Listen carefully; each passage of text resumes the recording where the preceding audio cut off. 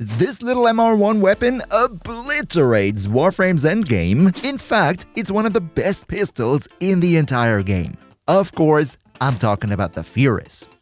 So, in today's guide, I'm gonna show you how it works, and of course, how to build it in 2025 to deal these big numbers here for yourself. Big shout out to all our generous channel members, and now, let's jump right into it.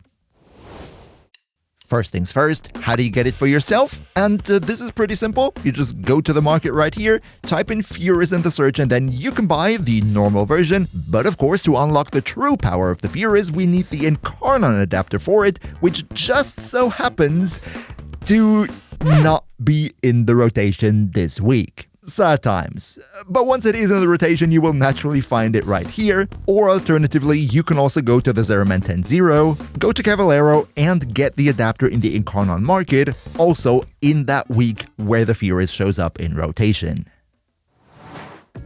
Let's next talk about how the Furis works, and in the base fire mode, there's nothing special to say about it. It's just a little fully automatic pistol. We also don't need to talk about the stats because they are garbage. It's a Mastery 1 weapon. I mean, what do we expect? However, once you install the Incarnon adapter, you can charge up the Incarnon fire by getting headshots, and once you activate that, the Furis becomes quite a bit stronger, with massive stat increases, and it also changes its fire mode from the fully automatic version that we knew before to a sort of short-range cone-shaped plasma beam, which now also has innate heat damage. Now, about this beam, there are a couple things to say. First of all, it is very short and your hitbox will only be 16 meters long at maximum, meaning you have to get up close and personal. Unfortunately, the mod Ruinous Extension, which would extend the beam length, is not available for the Furis, so you are stuck with a maximum range of 16 meters. However, you can use projectile speed mods, not to increase that range, but to delay the point at which the damage drop-off happens, so that is something to keep in mind.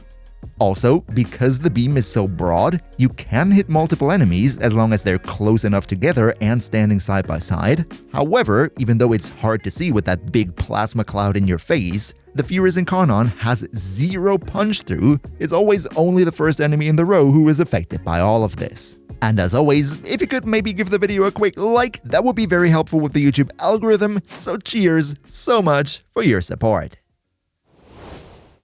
Now, given the fact that we have an Incarnon weapon, let's next talk about the evolutions before we jump into the builds afterwards.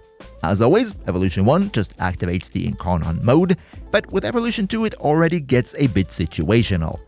Both options that we have here, first of all, increase our base damage by 28, however, the difference is that the one makes it that when you hit an enemy affected by electricity status, you get 40% multi-shot for 2 seconds, stacking up to 3 times, meaning you have to do that all the time in order to keep this bonus up.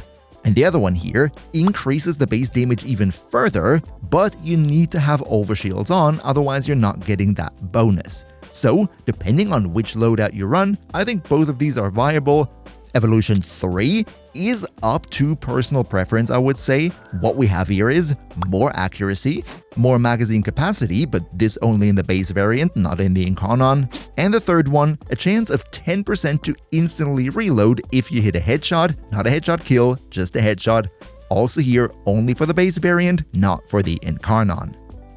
Now, if I'm being perfectly honest, I can't really say what the effect of the accuracy is on the Incarnon mode. From my testing, it kind of sort of seems like nothing changes at all, which is why I personally just didn't use it. I personally prefer the instant chance to reload. This way you can just charge up the Incarnon meter a bit faster. And then finally, what we have right here is 3 quite interesting options. Either, on hitting a headshot, you get even more fire rate, but also here, just for 2 seconds. This one right here gives you more crit damage if your crit chance is lower than 40%. I'm personally not too big of a fan of it. I personally just prefer the crit, which is why I would recommend the third one, increasing our base status chance by 28%. This is very, very strong and gives the Furis most of its power that we're going to witness across the video. Let's now though finally talk about the build section, where before we take a look at the builds themselves, I want to talk about some very interesting build options that I think need to be considered. And as such, let's first go over arcanes. Since the Furis gets heat damage in Incarnon mode, one of the best options is of course Cascadia Flare, easily increasing your base damage by 480% with all the heat status effects that you trigger. However, given the high status chance and fire rate, another option that I think is very strong and viable, especially at even higher levels where the enemies don't instantly blow up, would be the combination of Secondary Encumber and Galvanized Shot, where Secondary Encumber will give you tons of different random status effects on the enemy, while Galvanized Shot gives you up to 120% more base damage for every individual status effect. Next, if you run the Furis with a setup that mostly has overshields, where you would also use the evolution for the overshields, then Cascadia Overcharge is also worthwhile, giving you 300% crit chance whenever your overshields are active, or alternatively, if you want to incorporate a melee weapon into the mix, Secondary Outburst is going to be even better, giving you not only up to 360% crit chance, but also crit damage at the same time. And then finally, one arcane that is always nice would be Secondary Innovate, giving you a flat crit chance increase. However, I'm not too much of a fan of it for the Furis because it already has pretty good base crit stats, and I prefer Innovate more on those weapons that suffer from low base crit chance. Oh yeah, of course, and if you go Void Cascade, then go Secondary Fortifier to be able to evaporate the overguard of those pesky Thrax enemies. So much for the arcanes. The next thing I want to quickly mention is Rivens, because for the Furis, the Riven disposition is absolutely mental, leading to some very crazy stats. This, for example, right here is the Furis Riven that I have, but also, if you wanted to get a Riven for yourself, then the prices for Furis Rivens aren't all that high. Like, you can snipe an unrolled one for just a couple of platinum.